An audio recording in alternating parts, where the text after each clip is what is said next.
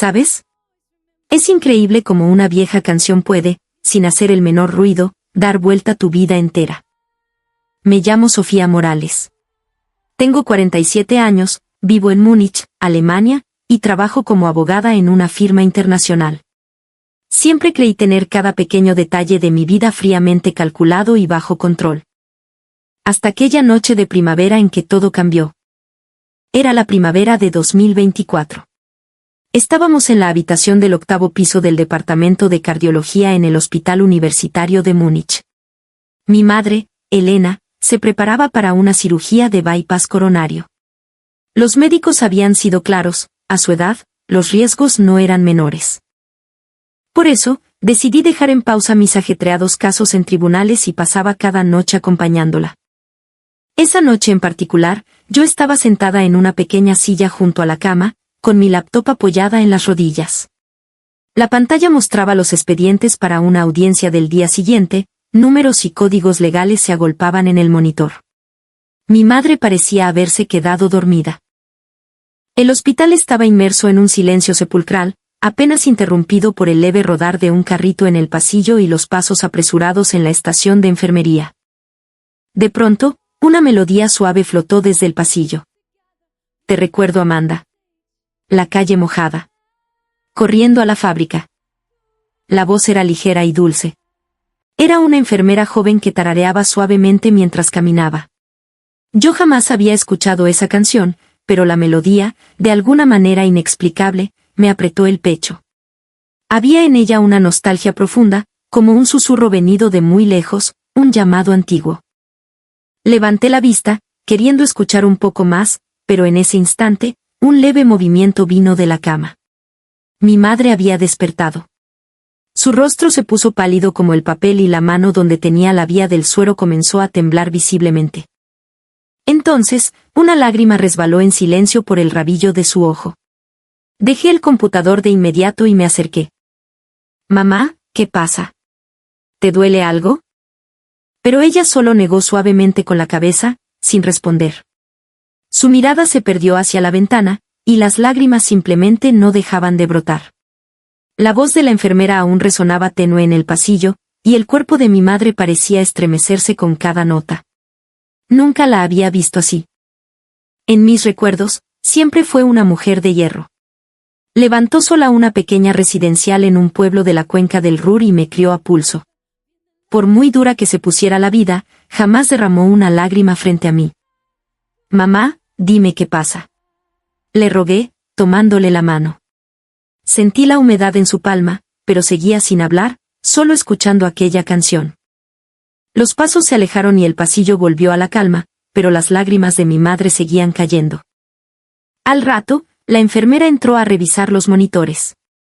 Tenía unos 30 y tantos, y un trato muy cálido. Señora Elena, ¿cómo se siente? Preguntó en un perfecto alemán. Disculpa que te pregunte, la interrumpí, pero, ¿qué canción estabas tarareando recién? La enfermera parpadeó, sorprendida. Ay, perdón, no me di cuenta de que cantaba en voz alta. No, por favor, cantas precioso. Este recuerdo, Amanda. Un clásico de Víctor Jara, de mi país, Chile, sonrió con cierta melancolía. A la generación de mis papás les encantaba. Cuando a uno le pena la patria, la tararea sin darse cuenta. Miré a mi madre. Estaba observando a la enfermera con una intensidad que nunca le había visto. En sus ojos había algo parecido a la conmoción, o como si acabara de reconocer a un fantasma familiar. La enfermera terminó su ronda y salió. La habitación quedó en silencio, pero la atmósfera se sentía densa, alterada. Mamá, ¿por qué llorabas? Volví a preguntar. Mi madre me miró largamente, como si estuviera librando una batalla interna. Abrió los labios para decir algo, pero los volvió a cerrar. Esa noche me quedé a su lado, pero no pegué un ojo. La melodía de Te recuerdo, Amanda daba vueltas en mi cabeza. Mi madre tampoco durmió, a ratos miraba el techo, a ratos la ventana. Ambas estábamos hundidas en nuestros propios abismos. Como abogada, mi mente está entrenada para analizar todo con lógica, pero frente a la reacción de mi madre, no encontraba ninguna explicación racional. era solo una canción. ¿Por qué una mujer alemana se quebraba así con una vieja canción chilena? Al amanecer, tomé una decisión. Costara lo que costara, iba a descubrir el secreto detrás de esa melodía. Como hija, tenía derecho a la verdad. El peso del pasado. En los días siguientes, mi madre se volvió más hermética. Ya no me preguntaba por mi trabajo ni acribillaba al médico con dudas sobre la cirugía. Se pasaba las horas mirando por la ventana, soltando algún suspiro de vez en cuando. Cuando las enfermeras venían a tomarle la presión, apenas asentía con la cabeza. Sabía que ese estado de ánimo era pésimo para la operación. Los médicos también me lo advirtieron, la disposición psicológica del paciente influye directamente en el resultado. Yo tampoco lograba concentrarme en la firma.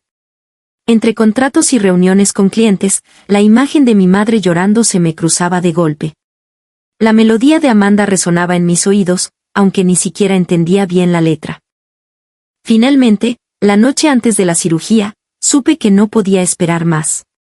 El sol caía y la luz en la habitación se volvió suave, casi compasiva. Mi madre estaba recostada, su rostro se veía más sereno, como si hubiera tomado una decisión irrenunciable. Sofía, ven, siéntate un ratito, dijo, palmeando la orilla de la cama. Dejé los papeles y me acerqué. Su mano buscó la mía, estaba fría y aún tiritaba un poco. Mamá, ¿qué me quieres decir? Me miró profundamente, y en sus ojos vi un remolino de emociones, culpa, nostalgia y una especie de alivio liberador. Sofía, mi niñita. Tengo que contarte un secreto, su voz era un susurro casi inaudible. Un secreto que he guardado por 47 años. Mi corazón empezó a latir con fuerza. Mi instinto de abogada me dijo que estaba a punto de escuchar la declaración más importante de mi vida. Tu padre no era alemán. La frase me golpeó como un mazazo. ¿De qué hablas? Tu padre era chileno. Se llamaba Mateo Rojas. Sentí que la habitación giraba. Durante 47 años creí ser una alemana de tomo y lomo. Mi madre nunca hablaba de mi padre, y yo había aprendido a no escarbar ahí. Eso no puede ser. Murmuré. Él murió en un accidente en las minas de carbón del Ruhr, un mes antes de que tú nacieras. Las lágrimas de mi madre volvieron a brotar. La empresa dijo que fue culpa suya, que se saltó los protocolos de seguridad. Se lavaron las manos. No asumieron ninguna responsabilidad. Mi cabeza era un caos. ¿Soy mestiza? ¿Soy mitad chilena? Sofía, por tus venas corre sangre chilena, continuó mi madre, con la voz quebrada. Entre finales de los 60 y toda la década de los 70, llegaron muchos trabajadores y exiliados chilenos a Alemania. Venían huyendo, o simplemente buscando cómo parar la olla y mandar plata a sus familias. Se sacaban la cresta trabajando en lo más duro. Tu papá era uno de ellos. Recordé a la enfermera y su canción. Entonces, ¿te recuerdo Amanda era la canción favorita de mi papá? Mi madre asintió. Cada vez que le penaba su tierra, la cantaba. Me decía que no importaba cuán oscuro estuviera el socavón, siempre quedaban esos 5 minutos de esperanza de los que hablaba la canción. Decía que algún día, la lluvia pararía. Yo también empecé a llorar. No de pena, sino de puro impacto y desconcierto. Toda mi identidad, construida durante casi medio siglo, se había desmoronado en un segundo. ¿Por qué no me lo dijiste antes? Apreté su mano. Para protegerte. En esos años, la sociedad alemana no era muy amable con los niños hijos de trabajadores extranjeros. Los Gastarbeiter. Y yo no quería pasarte la rabia y el dolor de cómo murió. Fue tan injusto, mi niña. Tenía miedo de que el rencor te envenenara. Su tono de voz cambió, endureciéndose con ira contenida. Esa empresa carbonífera todavía existe. Ocultaron la verdad. Dijeron que Mateo fue negligente. Pero yo sé que no fue así. Mi instinto legal despertó de golpe. ¿Tienes pruebas? Negó con la cabeza. La compañía era demasiado poderosa.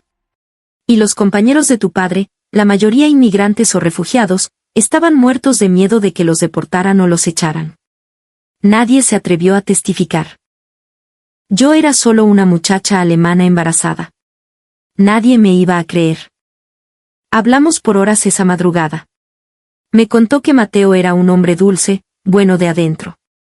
Siempre andaba apañando a los cabros más jóvenes que llegaban de Chile, ayudándolos a aclimatarse a ese frío país.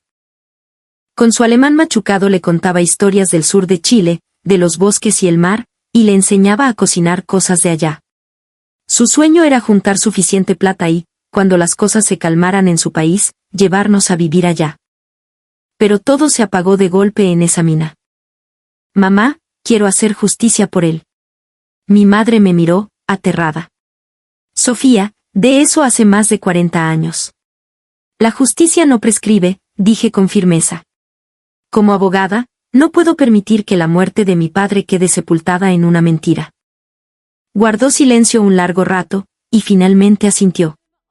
Si esa es tu decisión, te apoyo. Esa noche, la melodía de Víctor Jara no me dejó en paz. Ahora entendía que no era solo una canción. Era el lamento de mi padre por su tierra, su fe en el futuro y, ahora, mi punto de partida hacia la verdad. Al día siguiente, mientras mi madre estaba en el quirófano, me senté en la sala de espera e hice un juramento silencioso: papá, voy a limpiar tu nombre. Haré que el mundo conozca tu historia. El muro de la ley. La operación fue un éxito, aunque la recuperación sería lenta dada su edad. Durante sus días en el hospital, comencé mi investigación. Con mi experiencia jurídica, sabía exactamente dónde golpear primero: los registros oficiales. Fui al Archivo Central del Distrito del Ruhr para pedir los informes de accidentes laborales de 1978. La funcionaria me miró a través de sus gruesos lentes. Lo siento, pero debido a la Ley de Protección de Datos, esos archivos no son de dominio público. Le mostré mi credencial. Soy abogada, y Mateo Rojas era mi padre. Aún así. Además, el plazo legal de conservación expiró hace años, respondió fríamente. La mayor parte de esos documentos ya fue destruida a la trituradora. Luego fui a las oficinas centrales de la empresa minera. Ahora era un edificio corporativo de cristal, muy lejos del polvo del carbón que yo imaginaba. La recepcionista fue educada, pero implacable. Las políticas de la empresa dictaban que los expedientes del personal solo se guardaban por 30 años. ¿Los informes de accidentes? Documentación interna confidencial. Pasé noches enteras redactando recursos judiciales, apelando a la ley de transparencia, derechos de las víctimas, protección de datos. Cada resquicio legal que conocía. 3 semanas después, llegaron las respuestas, todas denegadas. Prescripción de plazos, secreto comercial, no procede. Eran muros de concreto en forma de oficios timbrados. Intenté buscar a antiguos mineros alemanes en centros de jubilados. Encontré a un par que recordaban a los chilenos. Claro, los chilenos. Trabajaban como mulas, dijo un anciano de pelo blanco. ¿Recuerda a Mateo Rojas? El accidente del 78. El rostro del hombre se cerró de golpe. De eso no se habla. La empresa nos puso una mordaza en ese entonces. Nadie quería problemas. Un mes después, estaba con las manos vacías. La ley, mi herramienta más fiel durante toda mi vida, era inútil para defender a mi propia sangre. Una noche, sentada en mi oficina con vistas a las luces de Múnich, me quebré. Escondí la cara entre las manos, sintiendo una impotencia brutal. Podía ganarle millones a corporaciones para mis clientes, pero no podía limpiar el nombre de un minero muerto. Sonó el teléfono. Era mi madre. ¿Aún estás en la oficina, mi niña? Sí, mamá. Sacando unos papeles, mentí para no preocuparla. ¿Sobre tu papá? ¿Has encontrado algo? Hubo un silencio. Quizás necesite más tiempo, mamá. La escuché respirar al otro lado de la línea. Sofía. Si el camino de las leyes está cerrado, dijo suavemente, a lo mejor tienes que buscar por otro lado. ¿Qué quieres decir? Anda a Chile. Quizás allá todavía quede alguien que se acuerde de Mateo. Sus palabras resonaron en mí. La verdad no siempre está en un expediente archivado, a veces, sobrevive en la memoria de la gente. El cofre de los recuerdos. Mi madre fue dada de alta. Decidí posponer el viaje para cuidarla un tiempo. Un día, mientras ordenaba su habitación a petición suya, encontré una llavecita al fondo de la mesa de noche. Ah, debe ser de una cajita vieja que tengo en el entretecho, me dijo, restándole importancia. Subí al ático, un lugar polvoriento lleno de muebles viejos. En un rincón, encontré un pequeño baúl de madera. La llave encajó perfectamente. Al abrirlo, el corazón me dio un vuelco. Adentro había documentos y objetos. Lo primero era un oficio en alemán, registro de trabajadores y refugiados chilenos. Ahí estaba él. Mateo Rojas, nacido en 1943, Lota, región del Biobío, Chile. Había recibos de sueldo, comprobantes de giros postales y fotografías en blanco y negro. Tomé una. Era un hombre joven, con overol de minero, manchado de hollín, sonriendo junto a otros trabajadores. Sus ojos. Eran mis ojos. La forma de su nariz, la ligera curva de su sonrisa. Por primera vez en 47 años, estaba viendo a mi padre. Lloré sobre esa foto, sintiendo el abrazo que nunca tuvimos. Al fondo del baúl había una libreta. Era una especie de diario de vida, escrito mezclando un español muy chileno y un alemán rudimentario. Pude leer algunas partes, hoy nos tocó turno doble. 12 horas tragando polvo. Puta que se echa de menos Lota. Ojalá cuando nazca la niñita, las cosas mejoren y me las pueda llevar a conocer el mar allá en el sur. Bajé con la caja. Mi madre me vio y su rostro se llenó de una mezcla de dolor y alivio. Quería esperar a que fueras más grande para mostrártelo. Pero el tiempo pasó y nunca supe cómo romper el silencio, lloró. Le mostré la página del diario. Él quería llevarme a Chile, mamá. Quería que yo hablara español y conociera a su gente. No había nada más que pensar. Ya no iría como la abogada alemana en busca de pruebas, iría como la hija que busca a su padre. Pisando tierra chilena. En octubre de 2024, aterricé en el aeropuerto de Santiago. Ver los carteles en español, un idioma que solo conocía por los garabatos en la libreta de mi padre, me produjo un escalofrío. ¿Este era el lugar que él tanto añoraba en las oscuras galerías de Alemania? Los primeros días en Santiago actué como abogada. Fui a ministerios y oficinas buscando registros migratorios o de trabajo de los años 70. La respuesta era la misma que en Europa, señorita, eso fue hace 50 años. No hay registros completos, y la ley de transparencia tiene sus límites con documentos de esa época. Al cuarto día, frustrada y exhausta, salí de una oficina gubernamental. El sol de primavera en Santiago era cálido. Caminé sin rumbo y terminé metiéndome en una feria libre, un mercado tradicional lleno de colores, gritos de vendedores y olores desconocidos. Me detuve frente a un puesto donde vendían unas masas horneadas. La dueña, una señora de unos 60 años, se secó las manos en el delantal y me sonrió con esa calidez tan típica de acá. ¿Va a llevar su empanadita de pino, mi niña? Están saliendo del horno. Le compré una usando las 3 palabras de español que había practicado. ¿Habla re poco español usted? ¿De a dónde viene? Me preguntó con curiosidad, notando mi aspecto extranjero. Logré explicarle que venía de Alemania. Chuta, de tan lejos. ¿Viene a pasear? No. Vengo a buscar la historia de mi papá, le mostré la foto en mi celular. Se llamaba Mateo Rojas. Se fue a trabajar a Alemania en los 70 y murió allá en las minas. La señora miró la foto y se le aguaron los ojos. Pobres cabros. Todos los que se fueron en esos años, se fueron por necesidad, salvar a la familia, dijo en voz baja. El hermano de mi marido también se fue para allá, menos mal que volvió. Quise pagarle la empanada, pero me empujó la mano suavemente. No me pague nada. Si viene a buscar a su papito, este es un cariñito de nosotros los chilenos. Estaba tan conmovida.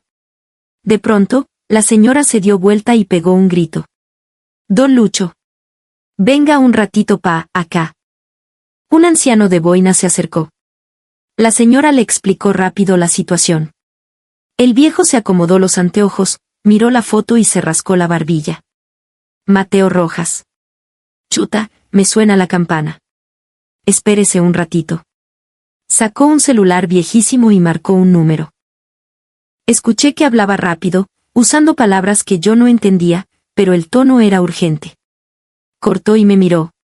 Oiga, mijita. Mi compadre, Alejandro, me dice que él estuvo allá en Alemania en la misma época. Váyase al Museo de la Memoria y los Derechos Humanos, o a la Casa del Exilio.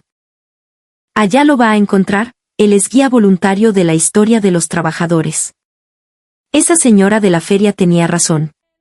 Había estado buscando a mi padre con la frialdad de un expediente alemán, olvidando que aquí, en Chile, los vínculos humanos y la solidaridad pesan más que cualquier archivo.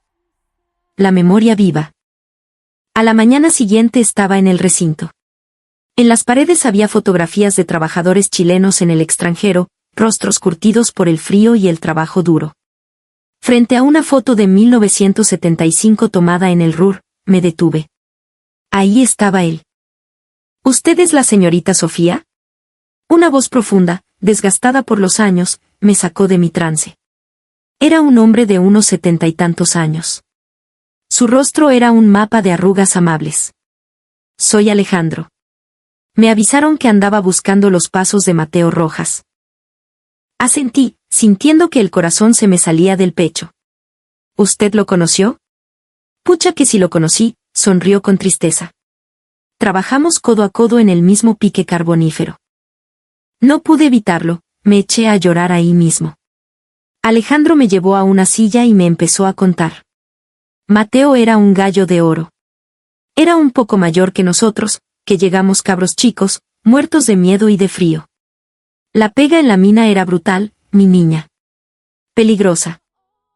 A los novatos nos costaba agarrarle el ritmo, pero su papá siempre nos prestaba ropa, nos cubría en los turnos, nos enseñaba a cuidarnos. Mientras hablaba, la imagen de mi padre pasó de ser una foto en blanco y negro a un hombre de carne y hueso. Don Alejandro, ¿cómo fue que él? No pude terminar la frase. El rostro del viejo minero se ensombreció. Ese accidente. Fue una desgracia tremenda. Pero, ¿sabe una cosa? Lo que su papá nos dejó no fue pena. Nos dejó el aguante. Se puso de pie y miró las fotos de la galería. Cuando estábamos a cientos de metros bajo tierra, tragando polvo, a punto de rendirnos por la claustrofobia y la pena de estar lejos. Mateo se ponía a cantar Te recuerdo Amanda. Nos decía que, no importaba que tan oscura se pusiera la cosa, siempre teníamos que acordarnos de quién nos esperaba afuera, de esa sonrisa, de la lluvia que iba a parar. Nos daba fuerza para no volvernos locos ahí abajo. ¿Y usted no cree que deberíamos buscar la verdad de su muerte, don Alejandro? ¿Llevar a la empresa a tribunales? Pregunté, con la abogada saliendo a flote. Alejandro me miró con una ternura inmensa. No digo que no valga la pena, mijita. Pero hay batallas más grandes. Mateo no querría que usted se envenenara buscando venganza. Él querría que la gente supiera que nosotros no éramos solo mano de obra barata para el milagro alemán. Éramos hombres. Teníamos familias, sueños y una patria a la que queríamos volver. La sonrisa en el Ruhr.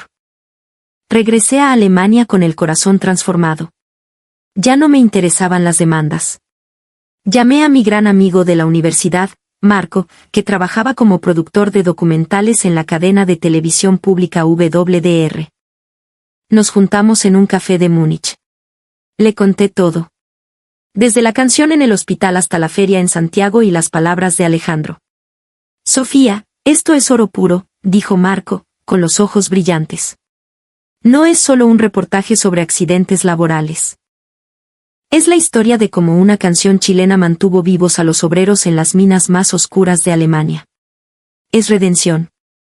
Durante 6 meses, trabajamos sin descanso.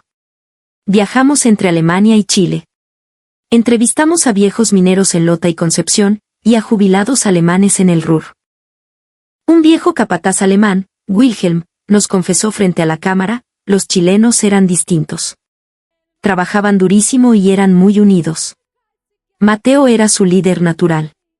Yo no entendía la letra de lo que cantaba, pero esa melodía tenía un alma increíble.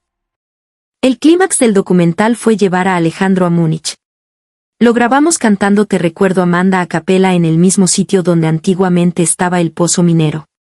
Su voz temblaba de emoción y las lágrimas le caían libremente. Esta nos la enseñó a cantar Mateo, dijo a la cámara. Hoy se la cantamos a su hija, y a todo el mundo. El efecto mariposa.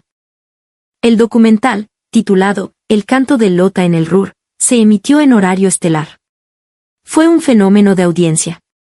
Rompió récords para WDR. Pero lo más impactante fueron las llamadas. Días después, recibí el llamado de una mujer llamada María Müller. Sofía, vi tu documental. Mi padre era turco, vino como gastarbeiter. Y murió exactamente igual. La empresa dijo que fue negligencia suya. Pensé que estábamos solos en esto. Luego llamó Thomas, hijo de un trabajador surcoreano, y Annabelle, hija de un obrero portugués. Todos con la misma historia. Muertes en las minas, culpas arrojadas sobre los extranjeros para no pagar indemnizaciones. Nos dimos cuenta de que no era una tragedia aislada. Era un sistema. Fundamos la Asociación de Descendientes de Trabajadores Extranjeros. Éramos 25 familias. Organizamos una rueda de prensa en Berlín que acaparó las portadas de Der Spiegel y Frankfurter Allgemeine. Por supuesto, llegó el golpe de vuelta, la empresa minera me envió una carta de cese y desista, amenazando con una demanda millonaria por difamación. Marco se asustó. ¿Vas a frenar, Sofía? Recordé a Alejandro. Recordé la canción. No. Mateo nunca paró de cantar en la oscuridad. Yo tampoco. Preparamos un segundo reportaje. Esta vez, encontramos a un ex inspector de seguridad alemán que, movido por la culpa, habló frente a la cámara. La empresa sistemáticamente recortaba el presupuesto de capacitación y seguridad para los inmigrantes porque los consideraban trabajadores temporales y prescindibles. Fue una bomba. El ministro del Trabajo ordenó una investigación histórica. La presión social fue tan brutal que la empresa retiró las amenazas y ofreció un acuerdo. Pero no queríamos su dinero. Exigíamos disculpas públicas y un memorial. Los 5 minutos eternos. 6 meses después, el Parlamento alemán aprobó una resolución histórica reconociendo el sacrificio de los trabajadores extranjeros en la reconstrucción del país y pidiendo perdón por las negligencias. El presidente de Alemania nos invitó a la sede de gobierno y me entregó la Cruz al Mérito. Este valor de ustedes le ha devuelto la dignidad a nuestra historia, me dijo. Pero mi verdadero triunfo fue en la cuenca del Ruhr. Se inauguró un memorial de piedra en el antiguo pozo. Ese día llegaron 1.500 personas. Alemanes, turcos, coreanos, portugueses, chilenos. Alejandro voló desde Chile. Cuando subió al estrado, se hizo un silencio absoluto. Tomó el micrófono y, con esa voz gastada pero firme, empezó a cantar. Te recuerdo, Amanda. La calle mojada. Y entonces ocurrió un milagro. Primero, las otras familias chilenas se unieron. Luego, los turcos, los coreanos, los alemanes. Muchos no sabían la letra, pero seguían la melodía. 1.500 almas cantando al unísono una canción de amor y esperanza proletaria de Chile en el corazón industrial de Alemania. Entendí que mi padre no me dejó rabia, me dejó el puente que unió a toda esta gente. Al terminar el acto, caminé hacia el monolito de piedra donde estaban grabados los nombres. Encontré el suyo, Mateo Rojas. Me arrodillé y pasé los dedos por las letras frías. Papá, susurré, ahora el mundo te conoce. No por cómo moriste, sino por cómo viviste. Una ráfaga de viento movió los árboles, como si él estuviera respondiendo. Hoy sé quién soy. Soy la hija de un trabajador extranjero. Soy la heredera de un canto de esperanza que ilumina